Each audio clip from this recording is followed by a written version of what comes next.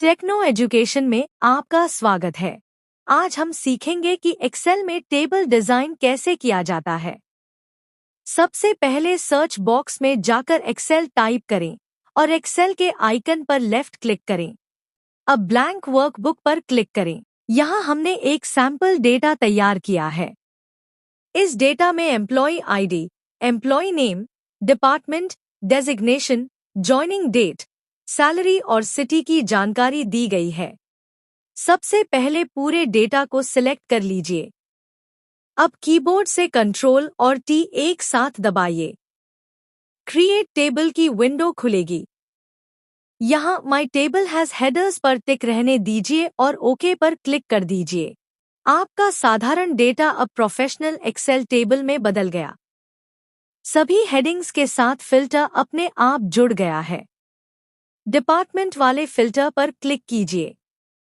सभी विकल्प हटाकर केवल आईटी को सिलेक्ट करें और ओके पर क्लिक करें। अब सिर्फ आईटी डिपार्टमेंट का डेटा दिखाई दे रहा है। वापस सभी डेटा देखने के लिए फिल्टर को क्लियर कर दीजिए। अब टेबल के अंदर किसी भी सेल पर क्लिक कीजिए। ऊपर टेबल डिजाइन टैब दिखाई देगा। यहाँ अलग अलग टेबल स्टाइल्स उपलब्ध हैं। अपनी पसंद का कोई भी स्टाइल चुनिए। देखिए, सिर्फ एक क्लिक में टेबल का पूरा डिजाइन बदल गया। अब इसी टेबल को एक नाम देते हैं। टेबल नेम वाले बॉक्स में एम्प्लॉय डेटा लिखिए और एंटर दबाइए। अब इस टेबल का नाम एम्प्लॉय डेटा हो गया है। अब टेबल की आखिरी रो के नीचे नया एम्प्लॉय डेटा दर्ज करते हैं। जैसे ही डेटा पूरा करेंगे, देखिए टेबल अपने आप एक्सपैंड हो गया। यही वजह है कि प्रोफेशनल ऑफिस वर्क में एक्सेल टेबल्स का सबसे ज्यादा इस्तेमाल किया जाता है। अब टेबल के अंदर किसी भी सेल पर क्लिक कीजिए।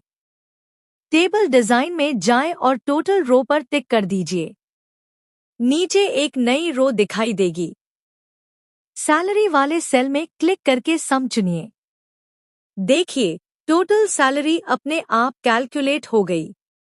इसी तरह एवरेज, काउंट और दूसरे ऑप्शंस भी इस्तेमाल कर सकते हैं।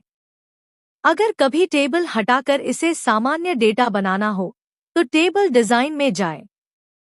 कन्वर्ट टू रेंज पर क्लिक करें। यस चुनिए। देखिए, टेबल हट गया लेकिन आपका डेटा सुरक्षित है। बस इतनी आसानी से आप एक्सेल टेबल का इस्तेमाल कर सकते हैं।